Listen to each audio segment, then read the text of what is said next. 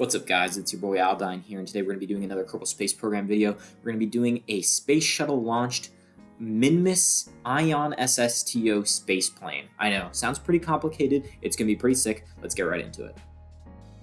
Alright, so here we are, we're building the Ion SSTO. It's got to have a lot of batteries because we're going to have 6 ion engines on this thing, 4 facing downwards, so that way we get the Vtol thrust, and 2 in the back. I'm kind of doing the solar panels here, and I'm really jamming in solar panels and RTGs and batteries into that little storage bay, cargo bay. And so we got the ions on the back. We're going to have that gigantic, what is that, xenon gas, that's what it is. So we have that gigantic xenon gas thing at the back. The difficulty about building this craft is that it needs to fit inside of the Mark III cargo bay of the space shuttle. So it's going to have to be like ridiculously thin. So you see those kind of wings on the front, kind of look like a TIE interceptor or something like that if you guys like Star Wars. And so the wings can't go out to the side, so there needs to be lift. It's going to have to face forward. And so we have these really skinny parts that I'm kind of like, what is it called, part clipping into the hull of the craft. But the fact that I am able to turn those front wings forward allows me to have a very small control surface on the back of that for like nosewards lift. So we got to throw some solar panels on there. We're just kind of doing the logistics of doing the action groups, making sure that those solar panels don't clip into there, just so it looks a bit better. It's ever so slightly more realistic. Got to jam some more RTGs in there, of course. But this thing is looking pretty good. I had built like a practice version of this, and I found that the skis that I'm doing right here, those little, like, I guess, rover landing legs, like really small landing legs, work better than landing gear for some reason, because these things don't turn at all. When you use regular landing gear, it just loves to turn. It just loves to just not go straight for some reason. They wobble. Even if you turn off like steering and stuff like that, it just wobbles and it will completely crash. So this ski design, triple ski design, is good for landing on Minmus, but also good for landing. As you can see, it doesn't fly very well. So we had to do a couple tweaks and things like that, but that's okay. I just had to move some wings around. I think I changed out the back wings for another set of wings, but just really minor changes. So here we are building the space shuttle.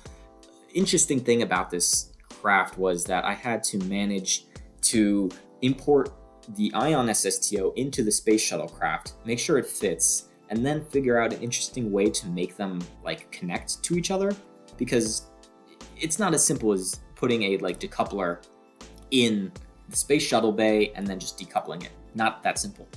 So I end up going like this weird docking port design, like the senior docking port that I'm going to put on there in a second. The reason why I'm putting a docking port right here, by the way, is because the real space shuttle has a docking port right there. That's how it actually like docked everything through its cargo bay, that little hatch area. There's not one on the nose like in KSP. Most people just put the shielded docking port on the nose of it because it makes sense. And it's probably easier to dock, to be completely honest. But I end up having both of those in there just for realism's sake. So what was I getting at? Oh yeah, so connecting the senior docking ports. Yeah, putting the Ion SSTO in there, I couldn't get a decoupler to make that work, so I was like, all right, I can. This was after a lot of trial and error, let me tell you, because I actually did this whole launch. I had like a decoupler, and it was actually a structural pylon thing which allow you to like decouple. And so I go up there, I do the whole launch and everything like that, I dock to the station, and then it has like this really ugly structural pylon that's on there that I can't remove with an engineer in flight because it's technically the root part. So it was this whole thing. I had to redo the mission, and so I end up sticking the the Ion SSTO into the cargo bay, attaching it to a docking port onto one of the batteries that's within the cargo bay, and then just using the move tool to drag it. So it's not really, it's like floating in the middle of the cargo bay. Let's just use our imagination that there's some struts in there, or some clamps, or whatever they would do in real life to actually attach into the cargo bay. So here you can see I'm designing the shuttle. I'm putting some vector engines on the back, or no, aerospike engines, and they're going on the back, and I'm using regular liquid fuel as our like orbiting maneuvering thrusters, because on the space shuttle they use the monopropellant engines, and the monopropellant engines in this game, 1, they really suck, 2, they're really inefficient, and 3, it's just easier to use liquid fuel on this type of stuff, so it's not entirely 100% accurate space shuttle recreation, and that's okay with me.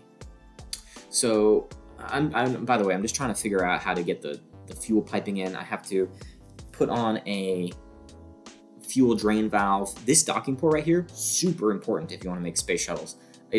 I don't know if other people do something differently, but if you put the docking port there, you can control the craft with the docking port, so that way when you're re-entering, you can use it to target the prograde marker while you're re-entering, which really helps for keeping your nose up and, you know, like using the SAS to keep you in line for the direction that you want to go. Super ridiculously useful, because keeping your nose up makes it so your wings give you more lift rather than being just nose completely into the, you know, orbital re-entry path. So if it gives you more lift, it gives you some more time in the air. It gives you more time to slow down before hitting the thicker part of the atmosphere. And when we do the shuttle re-entry at the very end of the video, it works beautifully. Let me tell you, the best space shuttle re-entry I've ever seen, that I've ever done. I won't speak as to YouTube. There's a lot of great people out here. You know, Matt Lown has done plenty of space shuttles and space shuttle content, and he's really awesome. So I don't know if it's as good as that, but it's a personal best. It's a personal best, and that's all I can ask for. So, you know, we're building the shuttle. It's got the decoupler. It's got the orange tank. It's got the Clydesdale boosters. It's got 1 million Sepatrons. I end up adding way more Sepatrons later on, so that way they don't crash into the wings. But that's you know, that's the whole thing. You could look on the left. You see how many Sepatrons there are. When we go up, we kind of bonk ourselves on the launch clamps because, you know, those are the vector engines on the back of the space shuttle, the really vectoring ones. Those engines, they like push us forward, and so we end up bonking the launch clamps with our wings, but that's fine. We rotate 90 degrees to the right, so that way we can do our, you know, gravity turn, which we're doing right now. And this is the flight path that the space shuttle actually took. It like rolls over onto its back, so that way it can get into orbit. I'm not sure exactly why it did that, but there go the SRBs. As you can see, there's a lot of Sepatrons on them. So getting into orbit here was actually mildly difficult because I never tested this part of the mission. Like the center of mass and the center of thrust are not very in line, so I'm very much manually having to do this. I turn on the RCS. I'm like, oh gosh, gotta wrest control of the craft. But after a short while, I guess the fuel drains and the center of mass moves, and so it's more in line with the center of thrust. I want to get a pretty high orbit, or not a pretty high orbit, but like a good orbit where I'm not going to be completely in orbit because I don't want to leave that orange tank in orbit. I want to leave it on a suborbital trajectory. So, you know, in real life, there's orbital decay. Kerbal Space Program, there isn't. So you kind of have to drop your debris in the atmosphere. That's the word I'm looking for. So once I drop it in there, it's just below 70,000 meters on its periapsis. Ooh, and there we go. We're opening the cargo bay. There's our beautiful Ion SSTO. Interesting thing, when the space shuttle was like up in orbit, its cargo bay doors are actually open like the entire time, because hidden within the cargo bay doors are like its radiators. Yeah, radiators. I don't know if they had any like extendable solar panels like this one does. I don't know. Maybe it's just it works off of RTGs or liquid fuel generators. I don't really know. That's an interesting question. But I do know that there are radiators stored in the cargo bay, and that's why they always just have it open when they're in orbit. Also, they always fly backwards, or at least they attempt to always be like facing retrograde. So in case anything actually impacts the space shuttle, it impacts the back of the space shuttle rather than the cockpit area. So here we are. We're getting our encounter with the Spire space station that we have from the last YouTube video that I did. This thing is incredibly laggy. So coming into dock with it, it's moving at like 15 frames a second at best. So this is really, really sped up. And I'm just trying to come in super, super slowly because this space station just loves to have Kraken attacks. It will just like explode on you for seemingly no reason. So there's a lot of tactical quick saves before I get here. And I'm like, okay, all right, I'm slightly closer to it. I can see it now. There's the docking port. It doesn't look like it's going to explode. Let's take a quick save. So I try to play, you know, without quick saves as much as I can. Sometimes with stations like this, they just explode and it's not your fault, you know, and there's nothing you can do. But this, and because I'm trying to dock onto this, and the station is like moving to the side because I can't turn the SAS on the station, because if I turn the SAS on, it will tear itself apart. So I kind of push it off to the side. I'm like, all right, let's just fix that. I can use the SAS very briefly, but if I leave it on, that's when it explodes. So we're here at the station. We didn't really have a reason for visiting the station other than it's really cool, and it's like, hey guys, we're here now. We're gonna launch the Ion Ion Vtol from here. So here's our beautiful Ion Vtol. This is in real time, I think. So it's incredibly laggy, as you could tell, very low frame rate. I don't realize I'm on docking mode until just now, and so it's like, okay, now I can get out using the little Ion engines. But there's a little problem where I couldn't transfer the crew from the crew cabin in the shuttle into the Ion Vtol, so I have to go like spacewalk them over there, EVA them over there.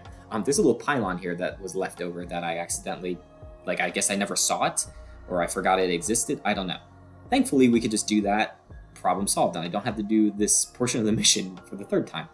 So I get everyone out, they all hop over. It's more complicated than it needs to be, but we get them all in the other craft, and we are about ready to go. As you can see, the station is tilted at like, I don't know, a good 10 degrees now because I couldn't turn the SAS on, and I guess it just drifted that way for some reason.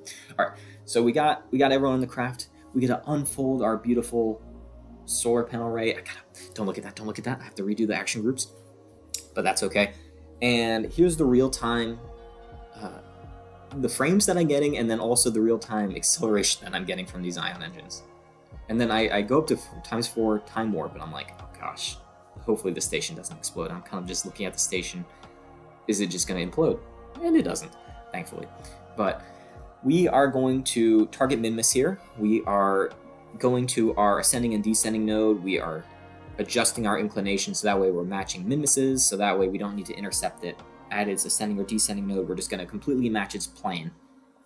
So we're doing that right there. So we're going to burn out to Minmus. We're going to get there, we're going to slow down, and we're going to do a pretty interesting VTOL landing. It only takes us, I think, well, we're doing our burn out right now. It only takes us 3 times around Kerbin to do this burn, and it's incredibly, incredibly slow. And the problem with this craft is, it's not really I guess it is a problem. The limitation of this craft is that when you're burning the Ion engines, the solar power generation and the RTG generation is not enough to like infinitely supply the Ion engines, especially if you're in the dark, if you're on the dark side of Kerbin. So it takes us a few times to go around, A, because the thrust isn't that high, but B, because we keep running out of power. So like that was a common theme throughout this entire mission, is trying to balance my power consumption and my thrust to weight needs. And so when we're landing and taking off from Minmus, it's like kind of a hairy situation, because it's like, oh gosh, I gotta monitor the power, gotta make sure I'm not using too much, gotta make sure I'm not gonna slam into this hill. So here we are at Minmus. We got ourselves captured. We're just gonna bring our orbit down a bit, because the lowest our orbit can be, the lowest like potential kinetic, well, I guess lowest kinetic energy.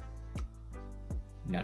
If we're low in our orbit, we're going our fastest, but we have really high kinetic energy. However, we have a lot less potential energy. And so from like us slowing down and then falling onto the planet. So here I'm waiting for Minmus to rotate so our orbital path goes over this gigantic flat. And this gigantic flat is going to give us the best opportunity to land. So we're burning retrograde here. I'm going to put up the little resources menu in the top right in a second, and you can see our electric charge go down. So it's kind of bobbing back and forth. I'm trying to slow down, trying to time warp, let it charge. It's a bit of a delicate dance. We've got our horizontal velocity mostly killed. There we go. So now it's time to come in with our VTOL thrusters. It's looking beautiful. We're getting in real close. It's time to fold away the solar panels because they extend too far down below the craft. So if we were to just land right on them, they would just crumple and explode. And not exactly the outcome that you want when you really need this solar power. So here we are. We're landing. We're coming in real close. Very, very slowly. I think this is real time. It is real time. 2 meters a second landing. Look at that. Beautiful. Right on the skis. Its nose is pointed up. It's just a beautiful looking craft. It honestly does look a little bit like the TIE Interceptor. Maybe I could have made this with like a version like so take those front two wings and then I can like put 4 times symmetry on them, and then they would have had like 4 points, and then they all could have had the control surface on them. It would have been unnecessarily complicated. Would it have looked cool? Yes. Does this one already look cool? In my opinion, yes. So it's fine. I like the design that we did, and plus it had to fit in the space shuttle cargo bay. That was really the defining aspect of building this craft. Was, all right, how do I make it skinny enough and not tall enough, or how do I make it skinny enough and short enough to fit within the space shuttle cargo bay? Also, look at this, getting all staged for the thumbnail. Boom, thumbnail right there. Beautiful. You guys already saw that, but I was a little proud of myself on that one. Getting him in there, just like quickly adjust it to the side. We got to get a good thumbnail. All right, so we'll get Valentina in there. I had to, make everyone enter through the cockpit and then into the crew bay in the back. We're about to take off. This part was probably the most stressful part of the mission because, like I said, the power generation is a bit of a shortcoming of this craft. But here we go. I guess we're doing our pre-flight check-in here. Everything looks beautiful. Activate the Vtol engines. There we go, throttling up. Retract the skids. I forget which button is the action group for turning on the rear engines, but here we go. So we're trying to, we deploy the solar panels, of course. We are trying to get enough height and enough, horizontal velocity to actually make orbit. And there's a gigantic hill right there. I'm like, oh gosh, I got some distance before this, but I gotta start firing some of my engines to get me up and above it, because if I'm going fast horizontally, it doesn't matter if the mountain is in the way. So I gotta burn up a little bit. I'm getting a little worried that I'm not going high enough, so I activate the 4 ion engines, but it looks like we're gonna clear it. Minmus's orbital velocity is only like 180 meters a second, so I'm like kind of halfway there. Oh, look how beautiful that looks. There we go. What a great shot. But as you can see, we're making it in the orbit. And look, we have like no electricity right now, so we are really scraping the barrel again over that hill. We can burn more gradually, and we'd be fine on electricity. But kind of when you're about to smack into a hill, you're a little worried about using, just not smacking into the hill. So we're burning out of Minmus right now. We're burning out retrograde to Minmus orbit, and we are lowering our periapsis down so we could do a couple of aero brakes. So we're gonna go in. We have enough delta V to slow ourselves down, but do we want to do that? No. This is a Vtol space plane. So we have the advantage of being able to re-enter the atmosphere, kind of coast in, slow ourselves down. This is the first re-entry that I did, and we honestly slowed ourselves down a good bit.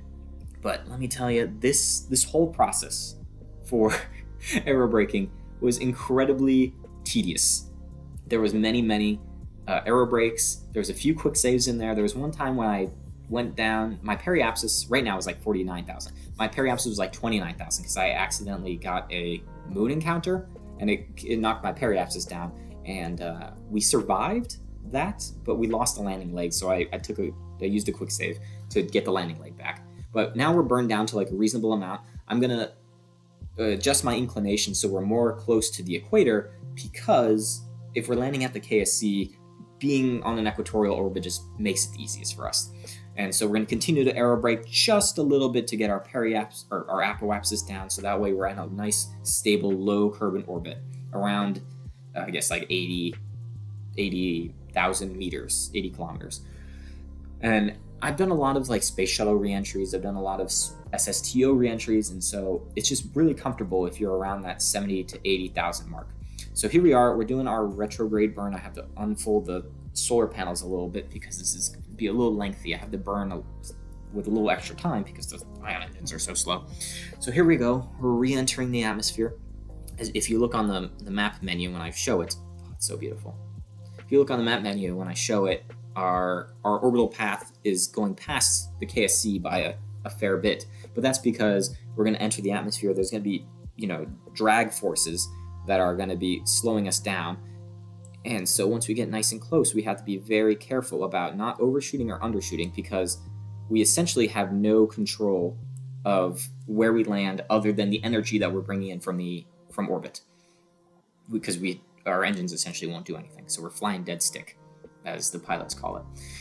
So I'm a little worried here that A, we're gonna burn up, B, we might like lose control and just spin out and then lose all of our velocity. But thankfully, this little craft, not a single time did it flip out and or burn up in the atmosphere once when doing my actual descent onto Kerbin, the KSC. I had to take a few quick saves, I will admit. Sometimes I overshot, sometimes I undershot. This thing has a lot of drag to it for some reason. I guess just the way the wings are, or the cargo bay, or maybe the ion engines, pylons on the side. I don't know. It's very draggy, so I would get in, and I'm like, all right, I can glide. Great distance, and then I'll just slow down. But this particular one, I think, might have been my third attempt, to be all completely honest, making it to the KSC. But as you can see, we got plenty of space. This craft isn't the most maneuverable thing, but it's certainly more maneuverable than the clip that I showed you of me just slamming directly into the ground. I changed out the back wings, and I did some adjustment forward and back with the center of lift. And then our front landing leg just completely fails. There's this bug where it says you can't land while deployed, and so I'm like, oh gosh, I gotta land. I'm trying to keep the nose up because the front landing leg isn't deployed, but it just sticks out ever so slightly. There we go. So even with the landing leg not deploying, it sticks out a little bit, and we're able to land like that. Honestly, that was a bit of a malfunction, but we overcame it. And then when I landed that, I was like, my goodness, I'm him. So I'm really happy about that. And the skis were just such an interesting concept that I had never done before. Like I said, just turning it. If I use landing legs or landing gear, it just turned and just immediately crashed. And so the landing legs were really the only solution, where they don't make you want to flip out. So here in the space shuttle, we did our deorbit burn. I'm using that little miniature docking port on the front nose of the craft, like underneath the nose, to keep us at a high angle of attack. We're trying to do a slight belly flop here. You can see that our prograde marker is actually rising on the nav ball because of the forces of the craft, the aero forces lifting us. So it's actually making us go higher rather than just shooting down into the atmosphere like a dart. So now that we're gliding more horizontally, I switched to nose control because now I want to be able to actually fly it like a plane of sorts. So that little belly flop maneuver, like I said, I think it was. Feel free to rewatch. I need the watch time, but I thought it was a really, really realistic and quite honestly beautiful re-entry. Now we overshoot the KC a little bit. We do a little loop-de-loop and pull, and your shoes are looking cool to come back in. I might have let off a little too much speed here because now we're in real time. As you can see, we're coming in a little low and a little slow. So I'm like, oh gosh. I broke the rules a little bit. I used the fuel that we have on board. You're not allowed to do this because in real life, the space shuttle doesn't have any fuel on board. But yeah, we barely just clipped the beginning of the runway. For some reason, we just turn off to the left. But really, really good landing, really beautiful re-entry. I was afraid that I was going to crash into the VAB. I'm kind of just frantically hitting the brakes on these, trying to make it not spin out.